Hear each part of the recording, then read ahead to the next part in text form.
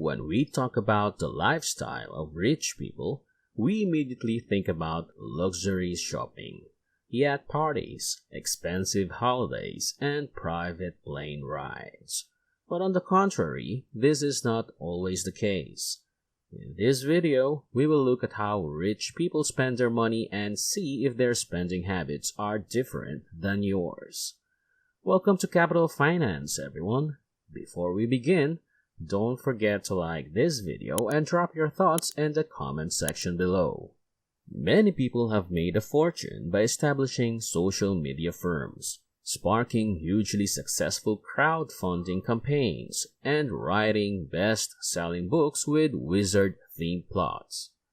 On the other hand, successful people have significantly more mundane stories of how they built their fortunes.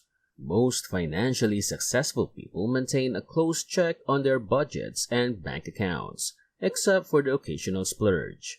They don't want to squander money on things that don't provide them anything in return. It is also important to remember that personal finance is an individual matter. Therefore, the solutions to these types of queries aren't always clear-cut. One person's success may not be another's failure. Moreover, some financial decisions may be solely for the very rich. 1.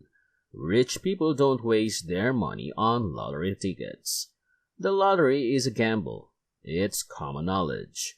A lot of wealthy people are risk takers. However, they calculate risks, and there's no calculation involved in gambling. Playing the lotto is a surefire way to go broke. This is a guaranteed way to squander money. And wealthy people's habits don't include a weekly visit to the lottery line at the local convenience shop. You have a 1 in 292 million chance of winning the Powerball jackpot. The chances are stacked against you. Here's how it works. A $2 Powerball ticket can be purchased from any retailer. Although it may not seem like much, buying 2 tickets every time you go to the game will cost you more than $400 if you do it twice a week for a year. Investing in things like retirement or college tuition instead of gambling away your hard-earned money is a smart move. If you put aside the same $416 each year and get only a 5% return, you will accumulate $28,055 over the course of 30 years. 2. Rich people avoid over-the-top interest rates by paying their bills on time. As of October 2020, the average FICO score in the United States was 711, the highest since Fair Isaac Corporation began collecting statistics. This is a money-saving milestone since a clean credit record is more than just bragging rights. Auto loans, mortgages, and other types of credit are all heavily influenced by a person's credit score. The amount of money you can save on interest throughout the course of a loan is directly proportional to your credit score. It's possible that borrowers with less than ideal credit ratings won't be approved for loans. In order to maintain a clean credit record, financially successful individuals pay their bills on time, keep their debt levels low, and correct errors on their credit reports. Call your credit card companies and ask for a higher credit limit if you currently have good credit but still carry a balance on some of your cards. An increase in your credit limit will lower your usage rate and improve your credit rating. Asking for a rate reduction while on the phone isn't a bad idea. The lower your interest rate, the more quickly you can pay off your debts. 3. Rich people shop wisely. Branded labels may be seen on the red carpet, but many wealthy people don't always buy designer goods. Even if they have the money to shop in high-end boutiques, they know it doesn't imply they should constantly do so. What do wealthy individuals spend their money on? The answer is subject to change based on the time of day. Ex-First Lady Michelle Obama, for example, was no stranger to wearing high-end designer clothes. But during her husband's presidency, she was spotted boarding Air Force One and making public engagements in clothes from Target. It's worth pondering whether or not that $200 pair of designer jeans is genuinely worth the money, or if $30 cheap store denim will do the trick.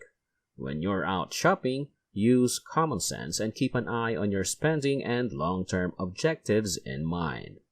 It is also fun to remember that some designer brands are considered an investment by the rich. For example, an Hermes Birkin bag, which costs hundreds of thousands to millions of dollars, will rise in value as time goes by. The same goes with the watch brand Rolex. 4. Rich people avoid useless extended warranties. If you purchased a new 4K TV, you might have been asked if you wanted to buy an extended warranty. The answer to that question would be a no for the wealthy. Even though consumers expect the greatest bang for their buck when it comes to their hard-earned cash, extended warranties rarely deliver on that promise. In reality, the store keeps half or more of the extended warranty fees they charge. Rich folks don't buy extended warranties since they don't have the money for them. So, what do the rich do? They do their homework, and you should do the same. In this case, you should examine your manufacturer's warranty before agreeing to an extended warranty. Consider the possibility that you may have more coverage than you previously realized. Aside from that, you should weigh the price of a possible repair against the cost of an extended warranty.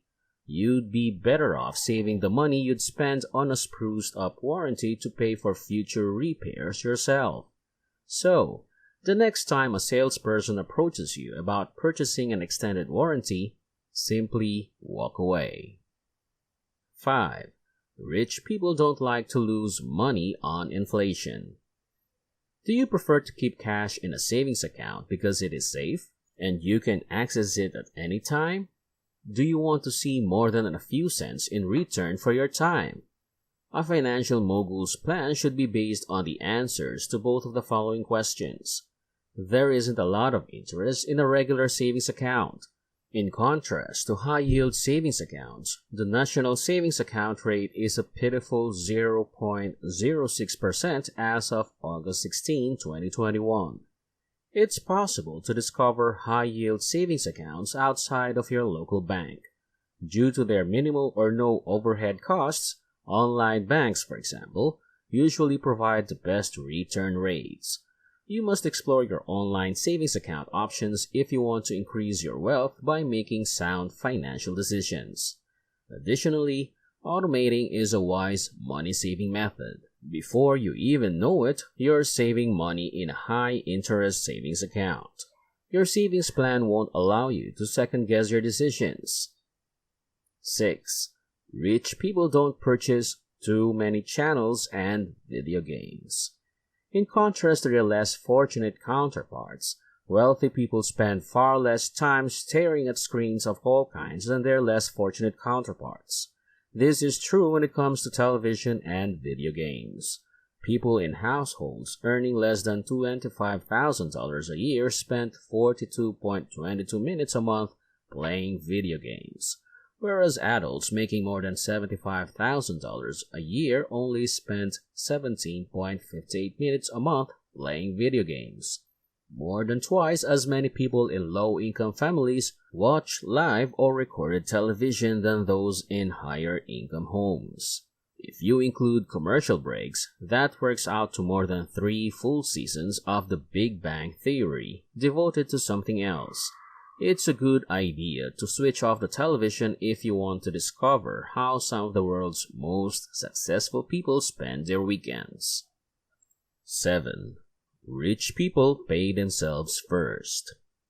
The practice of paying yourself first, or reverse budgeting, means that you design a budget around your savings goals rather than your expenditures and expenses.